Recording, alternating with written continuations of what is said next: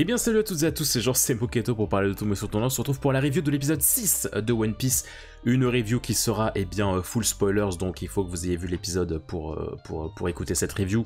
Il vaut mieux, et puis je vais faire régulièrement des parallèles avec le manga pour vous parler globalement de mon avis sur cette adaptation. Et alors j'ai l'impression que c'est un petit peu tout le temps la même chose, c'est que j'ai encore oublié de dire un truc pour la review de l'épisode d'avant, mais ça va se rejoindre avec cet épisode de toute façon puisqu'on est toujours dans le même arc. Mais j'ai oublié de parler de la musique dans ma review précédente que j'ai trouvé excellente. La musique un peu jazzy, la musique qui a quand les Mugiwara arrivent au baratier, j'ai trouvé la musique exceptionnelle. Je l'ai trouvé, mais ça m'a tellement transporté, j'ai tellement eu une vibe Pirates des Caraïbes que ça m'a fait trop du bien. Et autre chose que par contre que j'ai trouvé un petit peu dommage, c'est, comme je le disais aussi plusieurs fois, je trouve ça dommage qu'on perde un peu le côté sanglant qu'on avait dans le premier épisode. Typiquement quand Mihawk il affronte les sbires en mission quand Garp l'appelle, je trouve ça dommage qu'on voit pas plus de giclées de sang, un peu plus de violence dans ses coups pour donner véritablement du caractère. Tu sens voilà que au final, s'ils ont mis ça bien sanglant à l'épisode 1, c'est encore une fois je pense pour attirer vraiment du monde. Alors, pour commencer maintenant et pour parler véritablement de l'épisode, j'adore l'idée qu'on s'arrête vraiment sur les blessures de Zoro et que ça devienne l'élément central. La défaite de Zoro devient véritablement l'élément central, l'élément déclencheur pour les futures actions de l'équipage. Parce que, encore une fois, je trouve que dans le manga, mais ça va tellement vite, genre Zoro se fait battre, hop, il disparaît dans le décor, Luffy il garde son sourire, il continue son affrontement contre Don Krieg. Là, on s'arrête véritablement dessus et ça fait un électrochoc à l'équipage. Et ça ajoute en plus du cachet à Zef parce que il est pas du tout médecin et pourtant c'est lui qui va s'occuper de Zoro, donc c'est vraiment trop cool. J'aime bien les moyens employés pour essayer de soigner Zoro, et puis j'aime bien le fait que voilà, il y a Zoro qui leur balance Zef qui leur balance ce discours de parlez-lui, il est entre la vie et la mort, parlez-lui, soyez là pour lui. Je trouve que ça va complètement dans l'esprit du manga, donc c'était super cool. La petite scène entre Garp et Mihawk, alors effectivement, mea culpa, parce que j'avais oublié cette scène, voilà, pourtant j'ai vu l'épisode, mais j'avais oublié cette scène. Vous savez, dans la review d'avant, je vous disais que je trouvais ça dommage qu'on ne comprenne pas trop pourquoi Mihawk laisse tomber la chasse à Luffy. Là, on le comprend plus via cette scène, parce que, voilà, il est inspiré par l'aura de Luffy. Même si, je trouve ça quand même, malgré tout, maladroit, parce que du coup, tu te dis, mais... Parce que là, dans la scène, il est là en mode... mais tu me donnes pas d'ordre, en fait, je suis un corsaire... quand bien même je travaille pour vous, moi je suis libre de faire ce que je veux. Mais dans ce cas, pourquoi est-ce que tu as accepté l'ordre de base? Alors est-ce que c'est parce que il a entendu la description de Luffy, on lui a dit c'est un jeune homme avec un chapeau de paille, est-ce que ça lui a titillé la curiosité du coup, et que en fait il n'était pas là pour Garp mais pour lui-même? C'est possible. C'est possible, mais voilà, je trouve quand même que c'était une intervention un peu étrange, d'autant qu'encore une fois, t'as l'impression que Garp il était un peu désespéré quoi, devoir appeler un corsaire pour récupérer Luffy. C'est un peu bizarre, mais pourquoi pas. J'adore l'aura de Sanji dans ce live action, parce que autant dans le manga, il est quand même très réservé, il est très dans son délire de un peu de gentleman, mais un peu froid, tu vois, il s'ouvre uniquement quand on parle de All Blue. Là, il déborde de générosité. Voilà, Luffy vient l'appeler à l'aide, il est là en mode ok, je vais vous aider. Ils sont en train de veiller sur Zoro, il est là. Bon allez les gars, faut que vous mangiez quand même, faut pas que vous vous oubliez. Luffy, qu'est-ce que tu veux? Est-ce que tu peux faire de la bouffe pour Zoro? Bah bien sûr, qu'est-ce qu'il veut? Moi je peux te faire ce que tu veux. Il est là toujours souriant, toujours accueillant, toujours généreux. Enfin honnêtement, cette version de Sanji, je la trouve tellement touchante. Elle est différente de l'approche du manga, mais je la trouve vraiment touchante. Et encore une fois, ça va dans la logique de ce que je disais dans l'épisode d'avant, c'est que je trouve ça fou qu'ils aient autant appuyé de parallèles entre Luffy et Sanji. Quand Sanji lui dit... Enfin voilà, apparemment dans un esprit de générosité, d'empathie, Sanji lui dit mais tu sais c'est pas facile d'être capitaine, hein. Tu vois, il est là, il essaye de lui remonter le moral comme il peut, et puis quand il lui dit tu sais je sais pas si tu sais ce que ça fait que quelqu'un se sacrifie un membre pour toi, et Luffy qui lui dit ah si, je pense que j'ai une petite idée. Mais ça c'est pareil, mais ça j'étais en mode mais attends, mais je n'avais jamais fait le lien. ils arrivent à te mettre à construire un vrai parallèle entre les deux personnages qui n'existe pas dans le manga. Jamais ils se disent ça, jamais ils font ce parallèle de bah mais oui c'est vrai quand ils pensent 2 secondes, mais c'est vrai qu'en fait ils ont quand même pas mal de points communs en fait dans leur passif. Et enfin en tout cas peut-être que c'est moi qui suis con, hein, peut-être que c'est moi qui suis un mauvais lecteur, mais personnellement je n'avais jamais fait le lien entre les deux et je trouve ça trop cool que la série ait appuyé dessus et ait créé un développement différent pour l'alchimie entre eux deux. Le flashback Sanji Zeff, je le trouve réussi, bien collé au manga, sans pour autant être trop éloigné. Encore une fois, ça reste timide sur la réalisation. Moi, je pense que ça aurait pu être intéressant pendant que Sanji crève de faim, qu'on ait des plans de caméra de plus en plus des lumières de plus en plus saturées, des cadres de plus en plus comment dire, de plus en plus penché, tu sais, pour un petit peu inspirer la folie de putain, je perds de plus en plus de force, pour inciter un peu le malaise au spectateur, mais ça c'est vraiment pinaillé. À part ça, je trouve que le flashback est très très réussi, bébé Sanji il marche très très bien. Et puis, pareil, la musique un peu nordique, quand Zeff lui fait la morale à la fin, j'ai adoré. Vraiment, autant les musiques, je trouvais ça cool sans plus jusqu'à maintenant. Autant à partir du Baratier, je trouve que là, les musiques, il y a des thèmes qui sont très forts et la musique s'envole, donc c'est une très très bonne chose. Clin d'œil formidable à Nami qui raconte l'histoire de Norland pendant que Zoro est en PLS. Je trouve ce genre de fanservice, je trouve tellement efficace parce que c'est discret et en même temps ça fait du bien. Et puis surtout, ça sert au dialogue. C'est-à-dire que c'est cette histoire qui va servir de base au désaccord. Alors déjà c'est, comme je le disais dans la review d'avant, c'est hyper touchant le fait que Nami décide de rester aux côtés de Zoro pour le soutenir. Ça c'est quelque chose qui est pas dans le manga, c'est encore une fois une vision différente. Dans le manga, elle est beaucoup plus froide et elle fuit bien plus rapidement l'équipage pour retourner à son village. Là il y a quand même une volonté de sa part d'être là malgré tout pour eux. Elle se sent reconnaissante, elle sent enfin, et elle explique en plus que voilà, je me suis jamais fait d'amis parce que j'ai peur de ça, en fait, j'ai peur de vous perdre, j'ai peur des séparations, du moment de la trahison, et là, malgré ça, tu vois, elle est là pour le soutenir. Et puis j'aime beaucoup ce dialogue qu'elle a avec Nami, où voilà, elle essaye d'un petit peu de faire revenir Luffy sur Terre en lui disant mais y a pas que, enfin, on peut pas tous suivre nos rêves. On n'a pas tous la possibilité d'aller vers nos rêves. Et j'aime vraiment cette critique que Nami lui fait, enfin, un petit peu cette leçon qu'elle essaie de lui dire en mode mais enfin, t'aurais pu éviter ça quoi. Enfin, tu vois, elle le gronde en mode mais ça m'énerve que Zoro soit dans cet état à cause de ton indécision. Enfin, t'aurais pu l'en empêcher. Et j'aime bien cette confrontation parce que au final, tu peux être d'un côté comme de l'autre. Moi, c'est ça que j'aime bien avec le côté tiraillement de Luffy, c'est quoi être capitaine, c'est qu'au final, tu peux être aussi bien du côté de Nami que du côté de Luffy, quoi. Genre, oui, ok, c'est bien d'empêcher Zoro de se mettre en danger, mais en même temps, bah ouais, mais c'est la vie de Zoro, c'est son rêve, c'est trop personnel, quoi. Donc, j'aime vraiment ça. J'aime vraiment ce qu'ils ont fait au niveau de ce dialogue. Et puis surtout, ça va être un petit peu le moment où Nami va de plus en plus s'échapper, où elle va se dire mais non mais c'est trop compliqué pour moi émotionnellement à gérer quoi. Tu sens que c'est trop lourd pour elle de s'inquiéter pour les autres.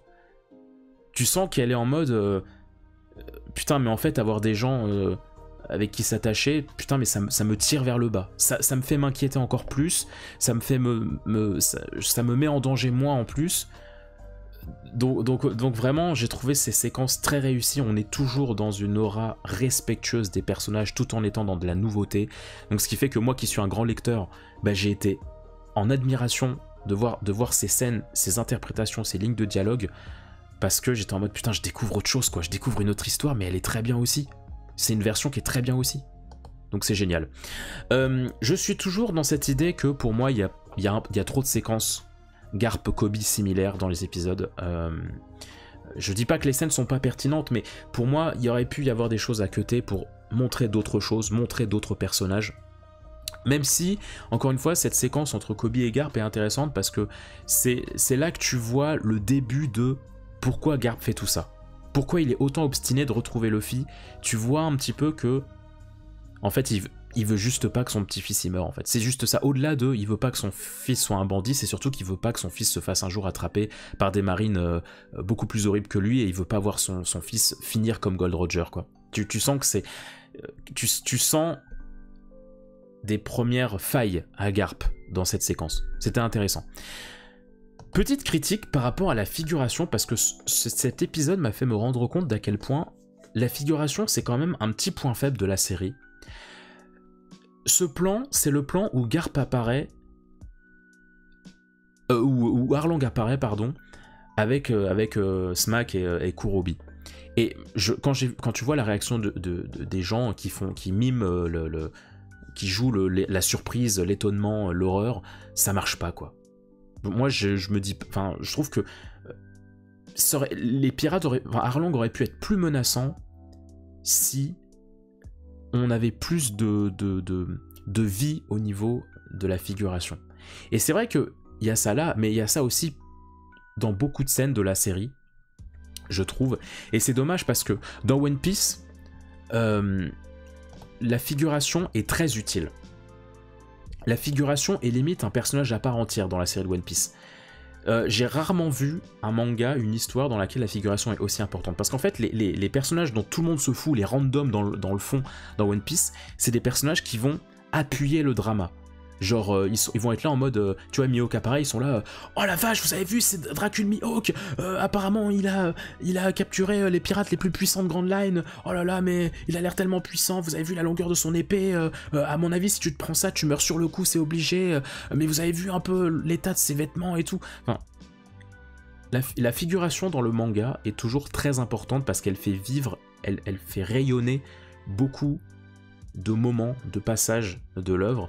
Et c'est vrai que dans la série, je trouve qu'il en manque pas mal des moments comme ça, où la figuration te transporte et t'amène vers un drama plus appuyé. Trop souvent, j'ai cette impression qu'il n'y a personne autour, en fait, que c'est juste une grande arène où tu places les personnages, et puis t'as quelques randoms à côté, mais je trouve que ça manque un peu de vie au niveau de la figuration, que ce soit là, comme dans le reste de la saison. Ça à part, j'aime bien le côté un peu pop, la musique pop pour le thème d'Arlong. Je trouve ça cool parce que je m'attendais pas à ça, et en même temps, je trouve que ça permet de varier les plaisirs, quoi. Ça permet de varier les plaisirs en mode, bah voilà, t'as la musique un peu plus hispanique pour Dracul, et puis t'as ça pour lui. Je trouve ça cool. Je suis pas trop dérangé par les costumes des hommes poissons. Au début, ça me faisait bizarre. Au début, je trouvais ça un peu étrange, le rendu des hommes poissons. Et au final... ça va. Au fur et à mesure que t'avances, ça me dérange pas tant que ça. J'aime bien, au final, tu sais, au début, j'avais l'impression que c'était juste un clin d'œil, le fait de mettre un serveur homme-poisson, un mec à l'accueil qui est un homme-poisson. Au début, je me suis dit, ah, c'est cool, ça étend le lore et tout. Mais en fait, non, tu vois que ça, pareillement, ça a été pensé, ça a été réfléchi par les scénaristes, parce que du coup, t'as Arlong, tu sens que Arlong est un peu dégoûté de ce serveur, parce qu'il se dit, mais putain, mais toi, tu sers les humains, quoi. T'as un rôle de serveur, t'es à la botte des humains. Donc, j'ai trouvé ce choix très pertinent. C'est pas là au hasard, ça sert la narration. Et ça, c'est cool. Très touchant, pareillement, quand Luffy se met à parler à Zoro. Il essaye de lui tenir la conversation, mais il sait pas quoi dire. Vraiment, cette scène est trop touchante parce que, d'un côté, Luffy ne s'effondre pas, tu vois. Il est pas au bout de sa life, il abandonne pas tout, il baisse pas les bras, il est pas en train de pleurer. Mais en même temps, quand tu vois à quel point il est désolé, quand il parle, c'est touchant. Genre, tu sens qu'il y a quelque en lui qui... Il est pas à l'aise, quoi. Tu sens que... Il se sent responsable et il s'en veut. Sans pour autant s'effondrer et pleurnicher, mais il s'en veut. Tu le sens. Et ça, c'est... Cette scène, honnêtement, je l'ai trouvée tellement poignante dans l'interaction qu'il a avec de la manière dont on voit son regard au niveau de Zoro, de son équipage, c'est super intéressant. Et puis là, tu as le moment où c'est trop pour Nami, quoi, en fait. À partir du moment où elle voit que Luffy va lui aussi se battre contre Arlong, contre quelqu'un de fort, c'est là que Nami, ok, c'est la scission. Là, elle se dit non, là c'est trop, je peux pas perdre un autre pote. Tu le vois dans la réale de ce plan, où tu la vois qu'elle est tout au bout de la pièce, c'est pas pour rien, c'est pas un choix anodin, tu vois qu'elle est complètement à l'écart. Elle est seule dans son truc, dans sa peine, et c'est le moment où ça va être un petit peu sa décision de s'en aller, quoi. J'adore quand Luffy arrive dans le Baratie face à Arlong et qui lui dit lequel d'entre vous est Arlong. Très beau clin d'œil parce que c'est ce que balance Luffy effectivement quand il rencontre Arlong pour la première fois. Ça c'est cool, tu vois, parce que bah typiquement voilà, ça c'est l'histoire est remodelée. Là où on aurait pu s'attendre à un Don Krieg dans cet épisode, et ben non, c'est uniquement Arlong, et donc ça remodifie l'histoire sans pour autant être trop mauvais. Moi j'aime bien que les hommes poissons interviennent ici. Encore une fois, moi ce qui me dérange, c'est que ce soit Arlong lui-même qui vienne ici. Je trouve que ça aurait été plus impactant qu'il reste dans son repère et que ce soit juste les sbires qui arrivent pour récupérer la carte et qu'ils se prennent des déroutés par les sbires. Je trouve que ça donnerait plus de cachet à Arlong et de présence à Arlong, parce que tu te dis putain la vache, l'équipage galère contre les seconds, alors qu'est-ce que ça va être contre Arlong. Et puis je trouve ça cool l'arrivée de Baggy, parce que ça le déteint un peu, tu vois, on enlève son côté badass, son côté plutôt creepy, son côté malaisant de l'épisode 2. Là le fait qu'ils sont un peu le larbin de Arlong, je trouve que ça lui correspond très bien, et ça suit la logique du manga au début du manga il est effrayant, et puis plus ça va, plus il devient un larbin, plus il devient le comic relief, donc honnêtement j'ai kiffé cet ajout de Arlong personnellement. Et puis alors pour ce qui est du combat d'Arlong, excusez-moi je bois un peu, ah bah oui il faut s'hydrater, c'est important. Pour ce qui est du combat Luffy-Arlong, je suis un peu frustré parce que il était quand même très répétitif au niveau de la chorégraphie. C'est juste, il s'envoie des patates, et hop, il s'envoie un peu plus au loin. Hop, Luffy se prend une patate, hop, il se fait jarter au loin. C'est ça tout le long. Donc c'est vrai que ça manquait de chorégraphie, ça manquait d'un quelque chose, tu vois, genre typiquement, j'ai pas trop senti le côté j'affronte un être surhumain, quoi, j'affronte pas un humain, j'affronte quelque chose de plus. Je m'attendais à plus que de simples échanges de baffes, surtout que il y a un moment, t'as Arlong, il éclabousse Luffy, mais tu sais, moi j'aurais trouvé stylé que, je sais pas, j'ai n'importe quoi, l'eau elle se transforme en lance, ou alors je sais pas, il y a une énergie particulière qui va dans l'eau grâce à la force de Arlong, et qui du coup blesse véritablement Luffy.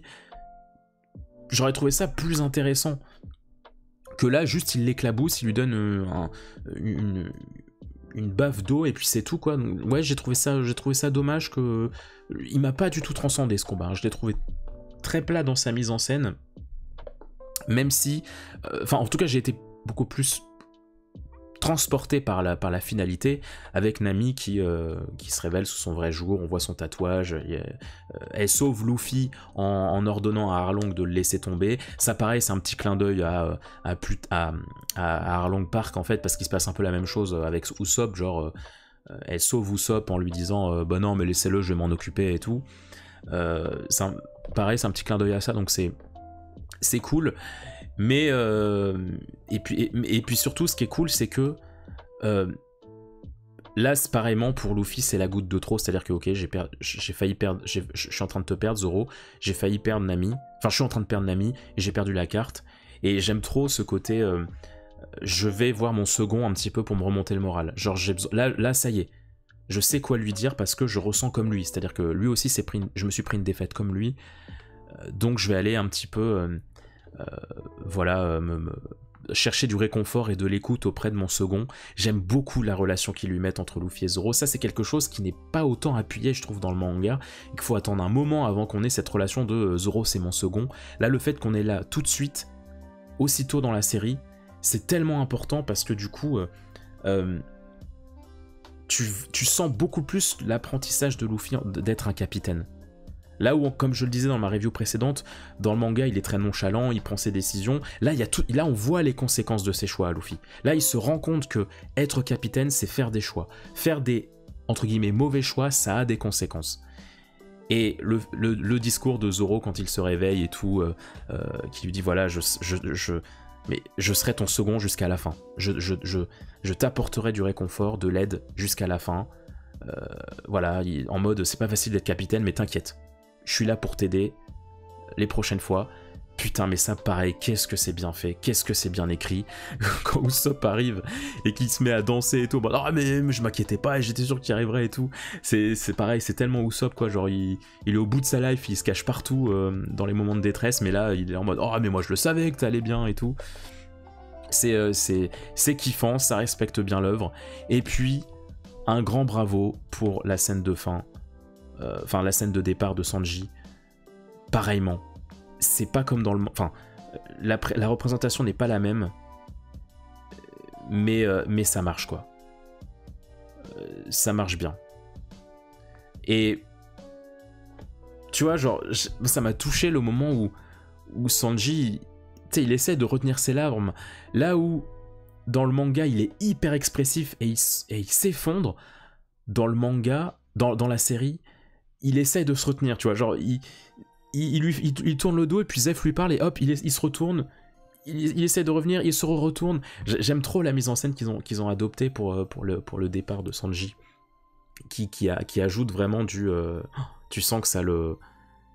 Tu sens que c'est difficile pour lui, quoi. Donc non, j'ai kiffé, et puis voilà, il arrive avec le sourire. J'aime bien le petit tacle, le léger tacle de Zoro pour un petit peu commencer à souligner leur rivalité légendaire dans du manga, en mode mais pourquoi on a un cuisinier, enfin ça sert à quoi. J'ai trouvé ça cool. J'ai trouvé ça cool. Et on termine sur le reveal qu'ils emportent Baggy avec eux. Je me répète, mais bah voilà, excellent choix. Excellent choix, c'est-à-dire que là où dans le manga on le laisse derrière et on le retrouve à Lockdown en fin d'East Blue, tout ça, là on garde cette idée de transporter Baggy en même temps que Luffy, enfin que l'avancée de Baggy, il y a aussi une avancée pour Baggy en même temps que Luffy, et en même temps on dépeint son côté effrayant, son côté dangereux en faisant un larbin. Il va aider Luffy, il passe de camp à camp et tout pour... Vraiment je trouve ça cool. Je trouve ça cool, ça va très bien avec le personnage de Baggy, ça lui correspond très bien. Donc voilà, que demander de plus. Voilà, j'ai passé un très bon moment devant cet épisode. Pour moi, le seul bémol, c'est le combat Luffy-Arlong, qui manquait de quelque chose pour qu'on ait quelque chose de plus menaçant du côté des hommes poissons. Mais à part ça,